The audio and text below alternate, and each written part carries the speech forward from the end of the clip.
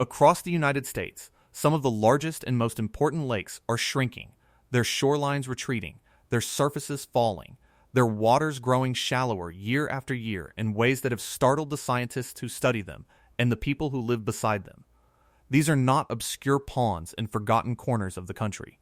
They are great and famous bodies of water, lakes that supply drinking water to millions, that anchor whole ecosystems, that sustain farms and cities and industries that have shaped the landscapes and the histories of the regions around them. And they are drying up, in some cases faster than almost anyone thought possible, falling to levels that were not expected to arrive for decades, if they were expected to arrive at all. The speed of the decline has caught even the experts off guard, upending old assumptions and forcing a reckoning with a future that has arrived ahead of schedule. This is the story of 5 American lakes that are drying up faster than anyone expected, and of what their retreat is telling us about the water on which so much depends. Before we begin, one honest word about what all of this means. To say these lakes are drying up faster than anyone expected does not mean they will all vanish tomorrow, or that the regions around them are about to become uninhabitable deserts. It means that the water in these lakes is falling more quickly than the forecasts predicted, that the assumptions on which people planned have been overtaken by reality, and that the consequences of the decline for the water supply, for the ecosystems, for the air and the land and the people are becoming serious and pressing. Understanding why these lakes are shrinking so fast and what it means for the country is the key to understanding the true shape of America's changing relationship with water, and that understanding is what this video is here to provide. Real quick before we go further, a lot of people watch these all the way to the end, genuinely enjoy them, and forget the one small thing that keeps a small channel like ours alive: hitting subscribe. It is honestly important right now. Our sub rate is low, and every single tap makes a real difference. So if you are finding this valuable, please subscribe right now. It takes 1 second and costs you nothing. And drop the name of your state in the comments so we can see who is watching. Alright, let's begin. Why America's lakes are falling so fast before we visit the 5 lakes themselves. It helps to understand why lakes across America are falling so quickly, because the same underlying forces are at work behind each of them, even though the details differ from one place to the next. A lake, at its simplest, is a balance between the water that flows in and the water that leaves. Water enters a lake from the rivers and streams that feed it, from the rain that falls upon it, and from the snow that melts in the mountains around it. Water leaves a lake through the rivers that drain it, through the water drawn off for cities and farms, and, crucially, through evaporation, the steady lifting of water into the air from the lake's broad surface. When the water coming in matches the water going out, the lake holds steady. When more leaves than arrives, the lake falls. It is that simple and that unforgiving. What has changed across much of the country is that the balance has tipped, and in many places it has tipped faster and harder than the forecasts anticipated. The first reason is the warming climate, which works against these lakes in several ways at once. Warmer temperatures mean that more of the water that would have reached the lakes is instead lost, evaporated from the soil, from the rivers, and from the surface of the lakes themselves, so that even where the rain has not diminished, the heat carries away more of the water before it can be stored. Warmer temperatures also change the mountain snowpack that feeds many of these lakes, causing it to melt earlier and to hold less water, disrupting the timing on which the lakes depend. And the warming intensifies the droughts that periodically grip the country, deepening and lengthening the dry spells that draw the lakes down. The second reason is human demand. Around many of these lakes, the water that feeds them is drawn off before it ever arrives, diverted to irrigate crops, to supply cities, and to serve industries, so that the rivers that once poured into the lakes now deliver only a fraction of their former flow. As the population has grown and the farms have expanded, the amount of water taken has risen, and the lakes have been left to make up the difference from their own dwindling reserves. The third reason is that many of these lakes are what scientists call terminal lakes, meaning they have no outlet to the sea, so that every drop of water that enters them can leave only by evaporation or by being drawn off. In such lakes, the water and the salts it carries accumulate, and when the inflow falls, the lake shrinks and grows saltier with alarming speed because there is no river carrying the excess away. Together, these forces, the warming climate, the growing demand, and the peculiar vulnerability of lakes with no outlet, have combined to drive some of America's greatest lakes into a decline that has outpaced the predictions and startled the people who watched them. There is one more thing worth understanding before we visit the lakes, and it concerns why the drying of a lake is so much more consequential than it might first appear. A shrinking lake is not simply a smaller version of the lake that was there before. When a lake falls, it changes in character, not just in size, because a lake tends to be shallow around its edges and deeper in its center. The loss of even a modest amount of depth can uncover an enormous area of former lakebed, so that a lake can lose a small fraction of its depth and yet expose a vast expanse of dry ground. This is why the retreat of a shoreline can be so dramatic, with water pulling back not by a few steps, but by great distances, leaving what were once lakefront communities and marinas stranded far inland. And it is why the exposed lakebed, the dry sediment laid bare by the falling water, can become so large a source of dust so quickly. A shrinking lake also grows more concentrated as it falls, because the salts and minerals that were dissolved in the water do not leave when the water evaporates. They remain behind, dissolved in an ever smaller volume, so that the water grows saltier and more chemically extreme as the lake shrinks. For the creatures that live in these waters, adapted to a particular balance of salt and chemistry, this concentration can be lethal, tipping the lake past the point at which its life can survive. And because many of these lakes sit at the bottom of their basins, gathering the runoff of the lands around them, they accumulate not only natural salts, but the residues of whatever has washed into them over the years, the remnants of agriculture and industry, so that the dust from their exposed beds can carry not only salt, but a burden of other substances harmful to human health. Understanding these dynamics, the way a lake changes as it falls, the concentration of its waters, the exposure of its bed, is essential to grasping why the drying of these 5 lakes is so serious and why it has provoked such urgent concern among those who study and depend upon them. Now let us visit the 5 lakes themselves, each with its own story, each falling faster than anyone expected, and each telling us something important about the water crisis unfolding across the country. The first lake, the Great Salt Lake of Utah, we begin with the Great Salt Lake of Utah, the largest saltwater lake in the Western Hemisphere. A vast and shimmering body of water that has defined the landscape of northern Utah for as long as people have lived there, and that has been falling in recent years at a pace that has alarmed scientists and residents alike. The Great Salt Lake is a terminal lake with no outlet to the sea, fed by the rivers that flow down from the surrounding mountains and losing its water only to evaporation. This makes it exquisitely sensitive to the balance between the water that flows in and the water that leaves, and in recent years that balance has tipped sharply against it. The rivers that feed the Great Salt Lake are heavily drawn upon before they reach it, their water diverted to irrigate the farms and to supply the growing cities of the region, so that far less water arrives at the lake than would in a natural state. Add to this the warming climate, which increases the evaporation from the lake's broad and shallow surface and reduces the snowpack that feeds its rivers, and add the periodic droughts that have gripped the region, and the result has been a dramatic fall in the level of the lake, to depths that were not expected so soon.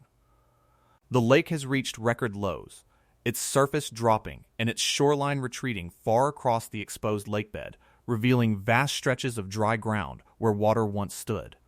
The consequences of this decline are serious and far-reaching, and they extend well beyond the lake itself.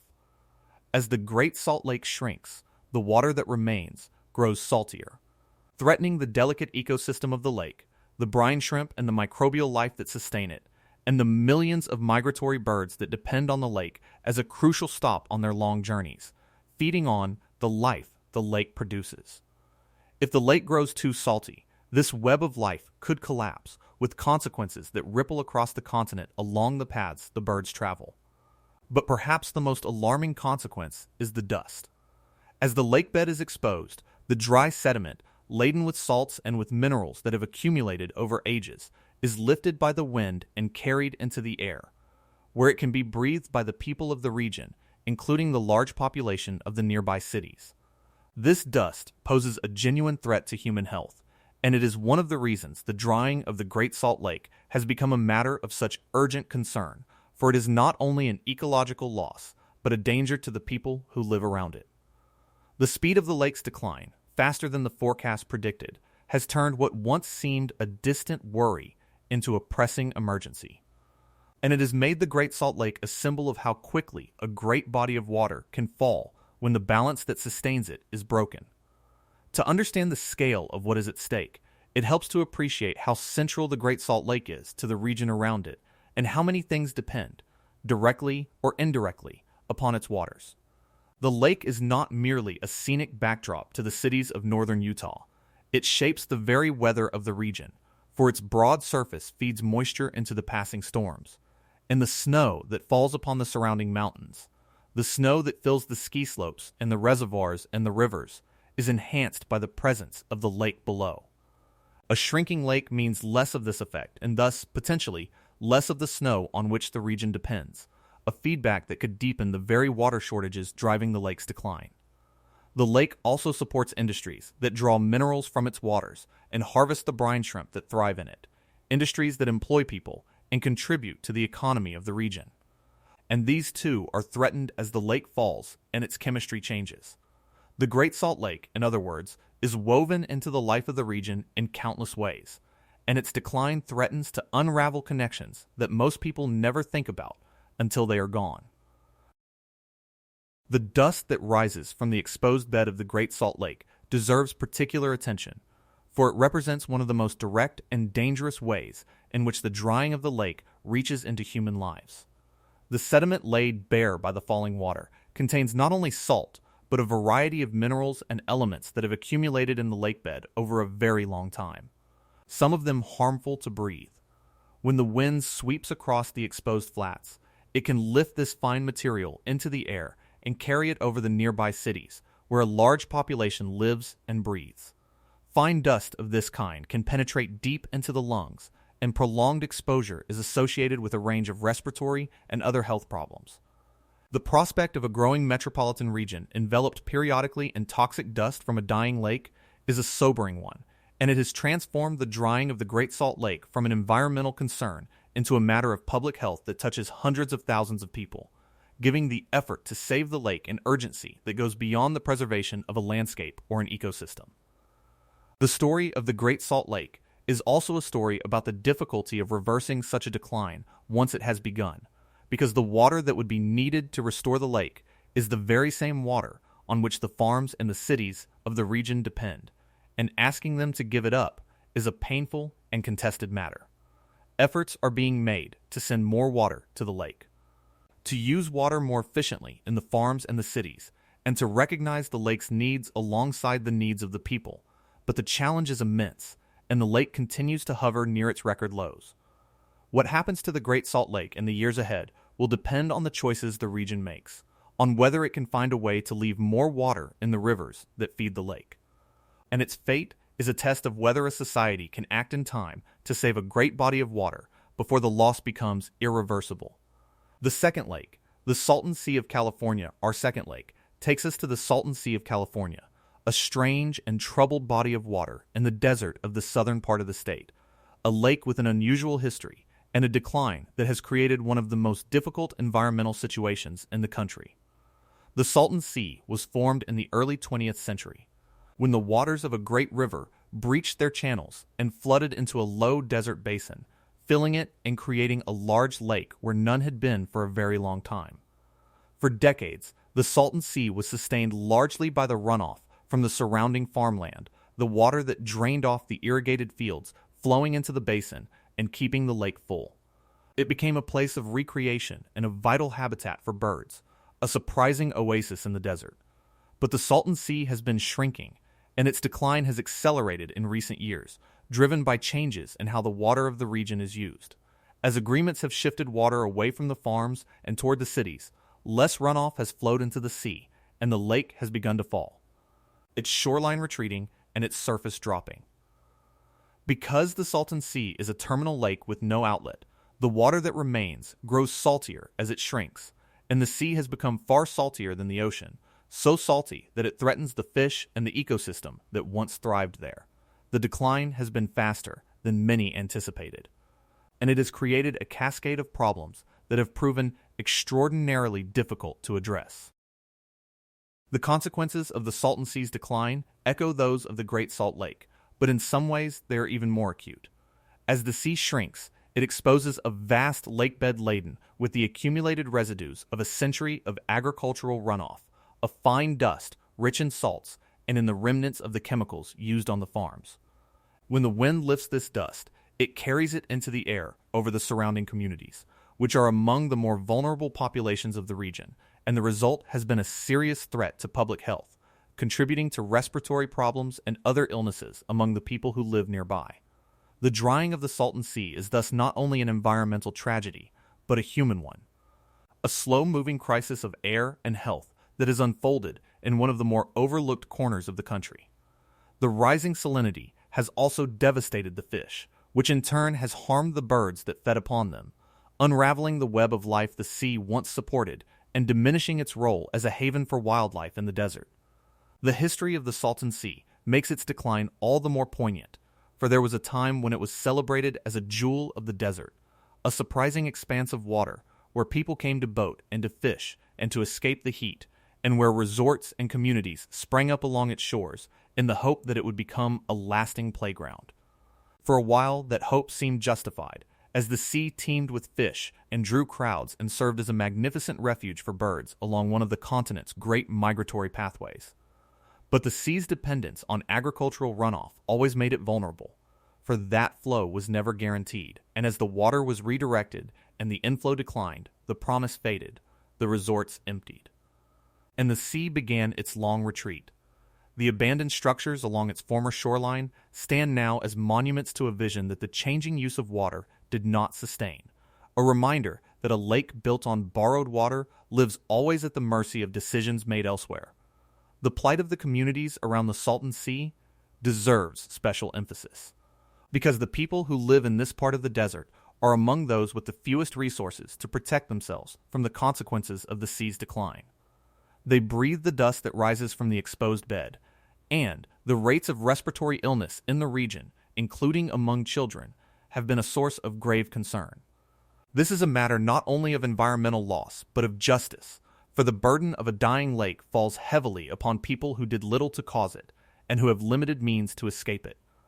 The dust does not respect the boundaries of wealth or attention, and it has made the Salton Sea a symbol of how environmental decline and human vulnerability can compound one another, with the drying of the water and the suffering of the people bound tightly together. Addressing the crisis of the Salton Sea, therefore, means addressing not only the chemistry of the water and the dust of the lakebed, but the health and the well-being of the communities that must live with the consequences. The Salton Sea presents one of the most vexing environmental challenges in the nation, because there is no easy source of fresh water to refill it, situated as it is in a parched desert far from any abundant supply, and because the problems its decline creates, the dust, the salinity, the loss of habitat, grow more severe with each passing year. Plans have been made to manage the shrinking sea, to control the dust by covering or wetting the exposed lakebed, to build wetlands that can sustain some of the wildlife, and to address the health of the surrounding communities, but the scale of the challenge is enormous, and progress has been slow and difficult. The Salton Sea is a lake that was born of human action and that is dying of human action, a place where the choices made about water far away are written in dust and salt upon the land. And its troubled decline is a stark reminder of how the drying of a lake can become a crisis that touches the health and the lives of the people around it. Quick question I would genuinely love your take on, and it takes 10 seconds. Before watching this, had you ever even heard of the Salton Sea, or is this the first time? Drop a 1 if you knew about it, or a 2 if it is new to you, because your answers help me understand which of these stories surprise people most, and I read every single reply. Okay, back to the lakes. The third lake, Lake Mead, on the Colorado River, our third lake, is Lake Mead, the great reservoir on the Colorado River behind one of the most famous dams in the world. The largest reservoir in the United States by capacity, and a body of water whose dramatic decline has become the defining image of the water crisis in the American Southwest.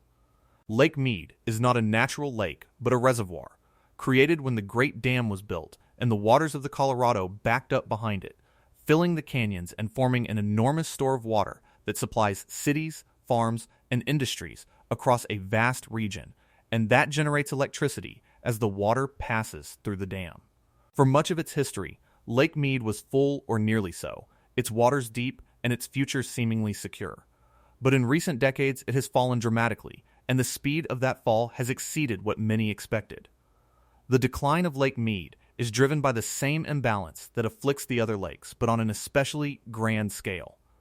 The Colorado River, which feeds the reservoir, has been diminished by a long and severe drought and by the warming climate, so that far less water flows into Lake Mead than the system was designed to expect. At the same time, the demand for the river's water is enormous, drawn off to supply the great desert cities and the vast farms of the region, so that more water is taken from the system than the river now reliably provides. The result has been a steady and alarming fall in the level of Lake Mead, dropping year after year and exposing the pale rings of mineral deposit on the canyon walls that mark how far the water has receded, a stark and unforgettable measure of how much has been lost. The consequences of Lake Mead's decline are profound, because so much depends on this single reservoir. As the water falls, it approaches levels at which the generation of electricity at the dam is threatened, because the power depends on the water being high enough to flow through the turbines with sufficient force. It approaches levels at which the ability to release water downstream to the cities and farms could be compromised, a scenario that would have grave consequences for the millions who depend on the river. And its decline has forced difficult and painful negotiations among the states and the many users who share the Colorado, as they struggle to agree on how to divide a supply that is no longer sufficient for all their demands. The falling of Lake Mead has become the clearest signal that the Southwest is using more water than the river can provide, and that the reckoning long deferred can be deferred no longer. It is worth pausing to consider just how many people depend on the water held in Lake Mead, for the scale of that dependence is what makes its decline so consequential. The water that passes through and is stored behind this one great dam helps to sustain some of the largest and fastest growing cities in the country, supplying the taps of millions of homes, and it irrigates farmland that produces a substantial share of the nation's vegetables. Especially in the winter months, when little else in the country can grow. It supplies water to communities across several states and even beyond the border, and it generates electricity that lights homes and powers businesses across a wide region. When a single reservoir carries so much on its shoulders, its decline is not a local matter, but a regional one, touching the lives of people who may never have seen the lake and who may not even realize how much of what sustains them flows from its waters. This concentration of dependence upon one reservoir is a source of both efficiency and vulnerability, for it means that the fall of Lake Mead is felt across an enormous area and by an enormous number of people. The pale rings on the canyon walls around Lake Mead have become one of the most recognizable images of the American water crisis, and they tell a story that numbers alone cannot convey. Each ring marks a level at which the water once stood, a band of rock stained white by the minerals the water left behind, and the height of the exposed rock above the current surface is a measure, plain for anyone to see, of how much water has been lost. Where boats once floated in deep water, there are now expanses of dry rock and mud. Where marinas once bustled, there are ramps that end far from the water's edge. As the lake has fallen, it has revealed features long submerged, the remnants of the landscape that existed before the dam was built, and even, on occasion, objects lost beneath the water long ago. This slow unveiling of a drowned world is an eerie and sobering spectacle, and it has done more than any statistic to bring home to the public the reality of what is happening to the water of the West. What makes the decline of Lake Mead so sobering is the speed with which it has arrived, reaching low levels that earlier projections had not expected for many years to come. The drought and the warming have combined to drain the reservoir faster than the planners assumed, upending the timelines on which the region built its expectations and forcing a scramble to adapt. The story of Lake Mead is a story of a buffer being spent, of a great reserve of water built up over decades being drawn down in a fraction of the time, and of a region confronting the reality that the water it took for granted is running short. Its fate is bound up with the fate of the entire Southwest, and what happens to Lake Mead in the years ahead will shape the future of one of the fastest growing regions in the country. The reservoir stands today as the most visible warning of what happens when demand outruns supply, and its shrinking waters are watched anxiously by everyone who understands how much depends upon them. The fourth lake, Lake Powell upstream on the Colorado, our fourth lake, is Lake Powell, the second great reservoir on the Colorado River, lying upstream of Lake Mead behind another towering dam, and forming, together with Lake Mead, the twin pillars of water storage on which the entire Colorado system depends. Lake Powell was created when the dam was built, and the waters of the Colorado backed up behind it, filling a landscape of red rock canyons of extraordinary beauty and forming an enormous reservoir that stores water, generates electricity, and helps to manage the flow of the river. Like Lake Mead, Lake Powell was once full or nearly so, and like Lake Mead, it has fallen dramatically in recent years, its decline mirroring and compounding that of its downstream twin. The forces driving the decline of Lake Powell are the same as those afflicting Lake Mead: the diminished flow of the Colorado River under the pressure of drought and warming, and the great demand for the river's water. But Lake Powell's position upstream gives its decline a particular significance. Because Lake Powell lies above Lake Mead, the water it holds is, in a sense, the reserve that feeds the reserve, and its decline directly affects the ability to keep Lake Mead supplied. As Lake Powell falls, less water can be sent downstream to sustain Lake Mead, so that the two reservoirs decline together in a linked and reinforcing spiral. The fall of Lake Powell has been dramatic, its waters receding to reveal the canyon walls and the drowned landscape that its filling once covered, and its level has approached the point at which the generation of power at its dam is threatened, and beyond that, the point at which it becomes difficult to release water downstream at all. The consequences of Lake Powell's decline are therefore tightly bound up with those of the entire Colorado system. The threat to power generation at its dam is real and pressing, for the electricity produced there supplies a wide region, and if the water falls too low, that generation could be curtailed or halted. The threat to the reservoir's ability to pass water downstream is even more serious, for the whole architecture of the Colorado's management depends on Lake Powell being able to send water to Lake Mead and onward to the cities and farms below. If Lake Powell were to fall to the point where water could no longer pass through or over its dam, the consequences for the millions who depend on the river would be severe. The decline of Lake Powell has thus become a matter of the greatest concern, for it strikes at the very heart of the system that sustains the Southwest. The relationship between Lake Powell and Lake Mead is one of the most important features of the entire Colorado system to understand, for the two reservoirs function together as a single great store of water. Divided between an upper basin and a lower one, water is released from Lake Powell to flow down through the canyon and into Lake Mead, and from Lake Mead it is drawn off to serve the cities and farms of the lower basin and beyond. This arrangement was designed to balance the needs of the states above and below, and it has governed the management of the river for generations. But it was built on the assumption that there would be ample water to keep both reservoirs reasonably full, and as that assumption has failed, the arrangement has come under enormous strain. When both reservoirs fall together, the delicate balance between the upper and lower basins grows harder to maintain, and the difficult question of who must give up water and how much grows sharper and more contentious. The linked decline of Lake Powell and Lake Mead has thus become not only a physical crisis of falling water, but a political and legal one, testing agreements that were made in wetter times and never designed for the conditions that now prevail. The beauty of the landscape that Lake Powell fills adds a further dimension to the story of its decline. For the reservoir sits amid a region of red rock canyons, arches, and formations of extraordinary splendor, some of which were submerged when the reservoir filled and are now re-emerging as the water falls.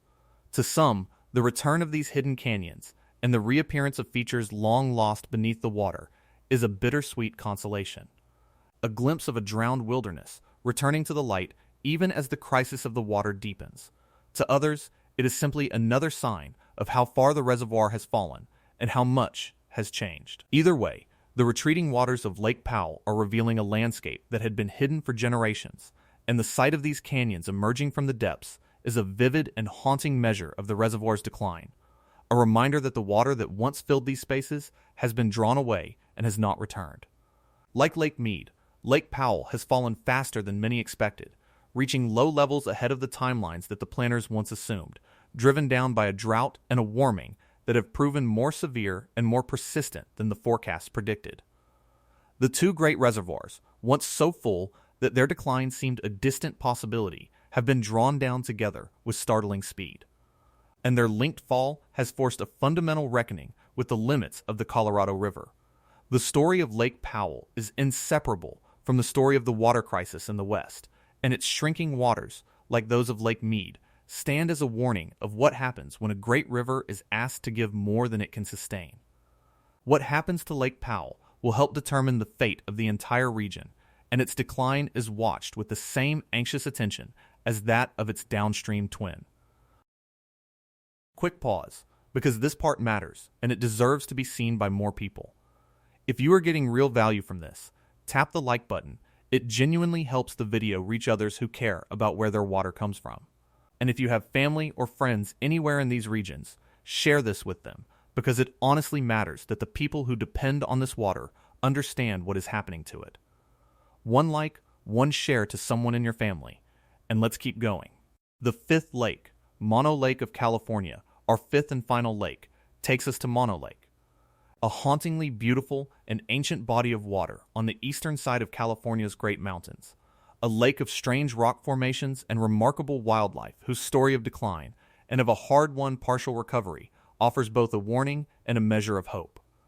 Mono Lake is a terminal lake, extraordinarily old, with no outlet to the sea.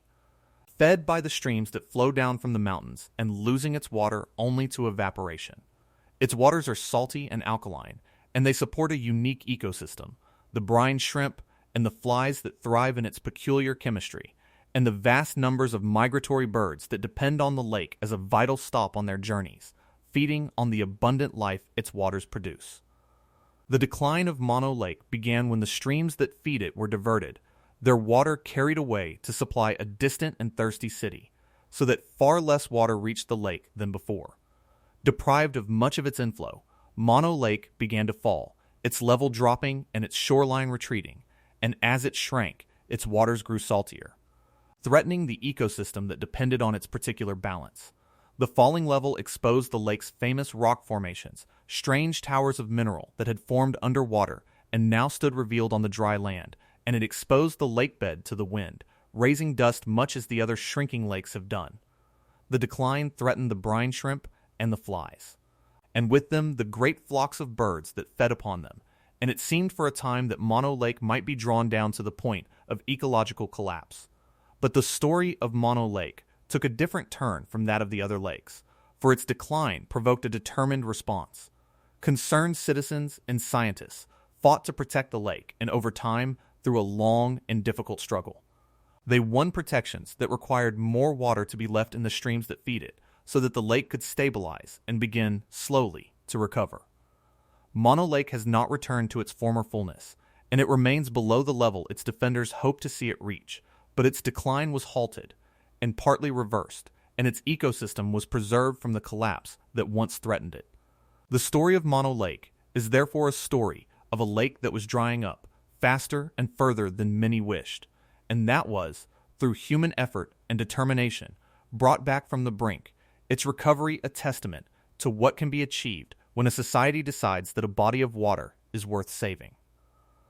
The recovery of Mono Lake did not come easily or quickly, and the story of how it was achieved is worth dwelling upon, for it holds lessons that reach far beyond this one lake. For many years, the water that fed Mono Lake was carried away without much thought for the consequences to the lake itself, and as the lake fell and its troubles mounted, it might have continued to decline unchecked had not a group of determined people taken up its cause. They studied the lake and documented its decline.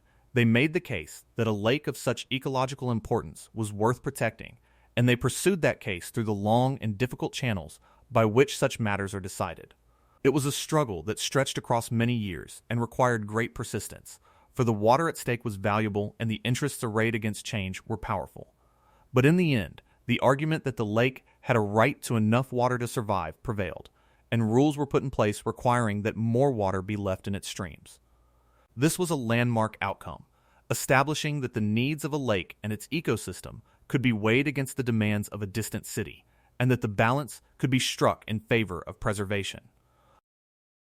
The recovery that followed has been real but slow, a reminder that reversing the decline of a lake is far harder and takes far longer than causing it. Once more water was allowed to flow into Mono Lake, its level began gradually to rise, and its ecosystem, spared the worst, began to stabilize. But the lake has not yet reached the level its defenders set as the goal, and its full recovery remains a work of decades, dependent on the continued commitment to leaving enough water in its streams. The partial and unfinished nature of Mono Lake's recovery is itself instructive, for it shows that even a successful effort to save a lake does not produce an instant restoration, but rather sets in motion a slow healing that must be sustained over a very long time. The lake is better off than it would have been, its collapse averted, its life preserved, but the work is not done, and the story is a reminder that the rescue of a dying lake is a commitment measured not in years, but in generations. The lesson of Mono Lake is one of the most important in this entire story, for it demonstrates that the drying of a lake is not always an unstoppable fate, that with sufficient will and sacrifice a decline can be halted and even reversed, and that the water needed to sustain a lake can, when the choice is made, be left in the streams that feed it rather than drawn away. Mono Lake stands as a hopeful counterpoint to the more troubling stories of the other lakes, a reminder that the outcome of these crises is not predetermined, but depends on the choices people make.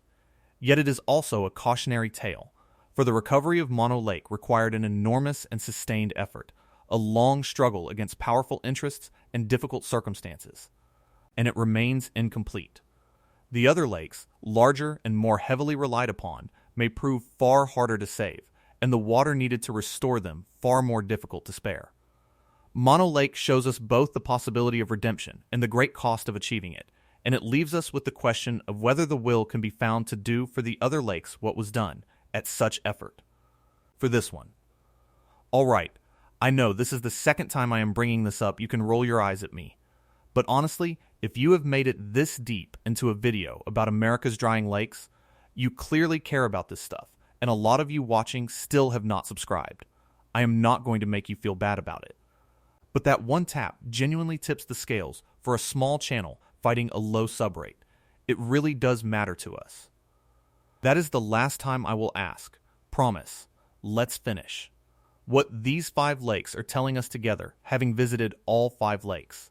The Great Salt Lake of Utah, the Salton Sea of California, Lake Mead and Lake Powell on the Colorado River, and Mono Lake on the eastern slope of the Sierra. We can step back and consider what they are telling us together, for their stories, though each is distinct, share common threads that reveal the deeper pattern of what is happening to America's water. The first lesson is that these lakes are falling because the balance between the water that flows in and the water that leaves has been broken.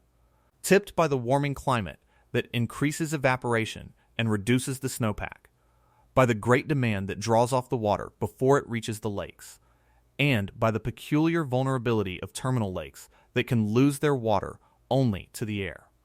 This is a pattern that repeats from one lake to the next, and it suggests that the drying of these lakes is not a series of unrelated accidents, but a connected phenomenon driven by forces that operate across the whole of the affected regions.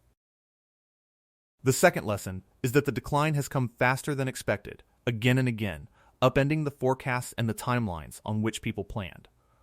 The lakes have reached low levels ahead of schedule, driven down by droughts more severe and warming more rapid than the models anticipated, and this speed is itself one of the most important and troubling findings.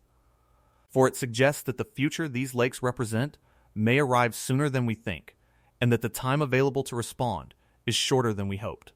When a great body of water falls faster than the experts predicted, it is a signal that the assumptions underlying our planning may be too optimistic, and that we must prepare for changes that come more quickly and more harshly than we have allowed ourselves to imagine. The third lesson is that the consequences of these declines reach far beyond the lakes themselves, touching the water supply, the ecosystems, the air, the land, and the health of the people who live around them. The shrinking lakes threaten the drinking water and the electricity on which cities depend. They endanger the birds and the creatures that rely on the lakes for their survival, and in a danger that has emerged as one of the most alarming of all. They expose vast lakebeds of dry sediment that the wind lifts into toxic dust, threatening the health of entire communities. The drying of a lake, it turns out, is not a contained event, but a cascade of consequences that spreads outward through the whole region, affecting the environment and human life in ways that can be difficult to foresee and painful to endure. There is a further thread that ties these lakes together, and it is the role of the dust. In lake after lake, from the Great Salt Lake to the Salton Sea, the exposure of the dry bed and the lifting of its fine sediment into the air has emerged as one of the gravest consequences of the decline, and it is a consequence that many did not fully anticipate. When we think of a drying lake, we may picture the loss of the water, the stranded boats, the retreating shore, but the danger that rises invisibly from the exposed bed and travels on the wind into the lungs of nearby communities is in some ways the most insidious of all. It transforms the drying of a lake from a distant environmental matter into an immediate threat to human health, and it falls most heavily on those least able to protect themselves. This shared thread of dust across the drying lakes is a warning that the consequences of losing these waters are not confined to the shoreline, but reach into the air we breathe and the health of the people who live for miles around, and it is one of the strongest reasons that the drying of these lakes demands urgent attention. Another thread worth drawing out is the way these lakes reveal the true cost of the choices made about water upstream and long ago. Each of these lakes sits at the receiving end of a system of rivers, streams, canals, and diversions, and each has fallen in large part because the water that would naturally have reached it was taken elsewhere, to farms and cities and industries that had their own pressing needs. The lakes, in a sense, are where the accounting comes due, where the sum of all the water taken from a watershed is written plainly in the falling of the level and the retreat of the shore. This makes the drying lakes a kind of ledger of a region's water use, a visible measure of whether a society is living within the means of its watershed or drawing down its reserves faster than they can be replenished. When we look at these shrinking lakes, we are looking at the consequences of countless decisions made over many years, and their decline is a message that those decisions, taken together, have pushed the system beyond what it can sustain. But the fourth and final lesson, drawn above all from the story of Mono Lake, is one of hope as much as warning, for it shows that the drying of a lake is not an inescapable fate, and that with sufficient will and sacrifice a decline can be halted and even reversed.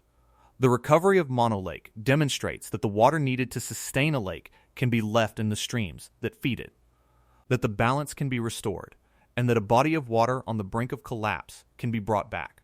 This lesson matters enormously for the other lakes, for it means that their fate is not sealed, that the choices made in the years ahead can still shape their future, and that the loss, though it has advanced far, need not be final.